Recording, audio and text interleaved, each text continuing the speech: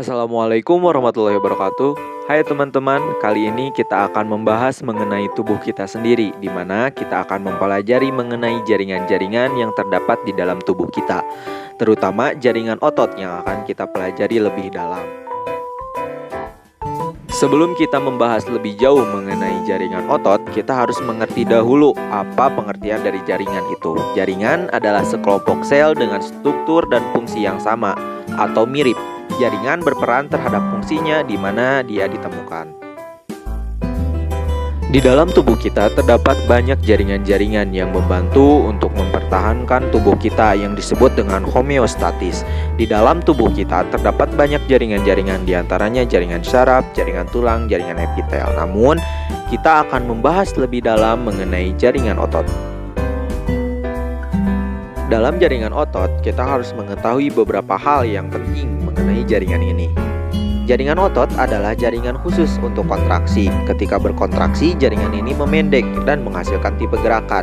Jaringan ini memiliki sel dalam jumlah banyak dan disuplai dengan pembuluh darah. Dalam jaringan otot, membran sel disebut sarkolema dan sitoplasma disebut sarkoplasma.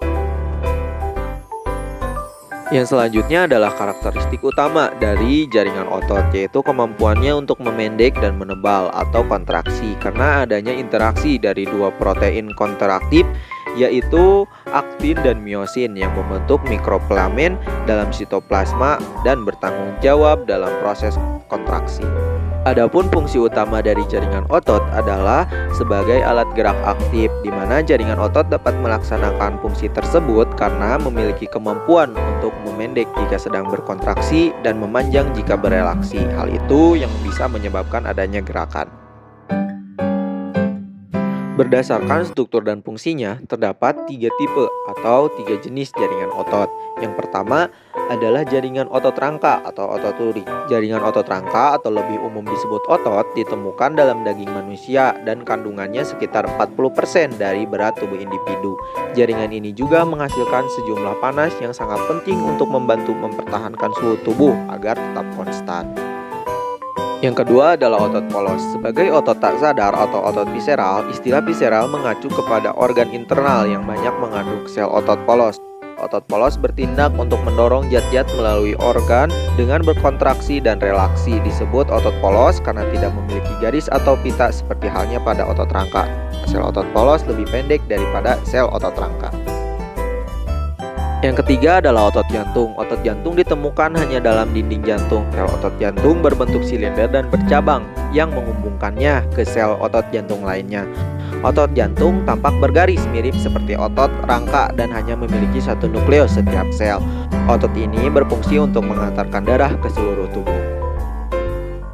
Yang selanjutnya adalah struktur otot rangka yang strukturnya bisa dilihat di gambar di samping. Jaringan otot memiliki struktur khusus yang fungsi utamanya sebagai alat gerak aktif. Hal ini bisa terjadi karena adanya filamen aktin dan miosin.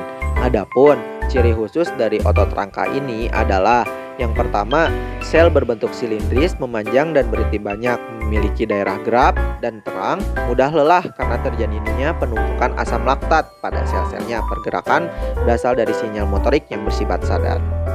Nah, yang kedua adalah struktur otot polos, di mana strukturnya bisa kita lihat kembali di gambar di atas. Beberapa fungsinya yaitu mengatur aliran darah dan menyesuaikan pupil saat melihat. Adapun ciri-ciri utama dari otot polos adalah banyak ditemukan dalam organ-organ pencernaan dan pembuluh darah, bekerja dengan pengaturan dari sistem saraf tak sadar atau saraf otonom. Sel otot terbentuk dari gelendong dengan kedua ujung meruncing serta mempunyai satu inti tunggal. Yang terakhir adalah struktur otot jantung, di mana strukturnya bisa kita lihat di gambar di samping. Fungsi utama dari otot jantung adalah untuk memompa darah dari jantung menuju seluruh tubuh melalui pembuluh darah dan kembali lagi menuju jantung. Adapun ciri-ciri utama dari otot jantung, yang pertama tersusun atas sel kardiomiosit yang memiliki 1, 2, 3, dan 4 inti sel. Yang kedua, sanggup berkontraksi secara terus-menerus tanpa henti dan secara tidak sadar. Dapat dipengaruhi oleh interaksi saraf simpatik dan parasimpatik yang mengatur laju dan lambatnya jantung. Sekian materi yang bisa kami sampaikan, semoga bermanfaat. Terima kasih.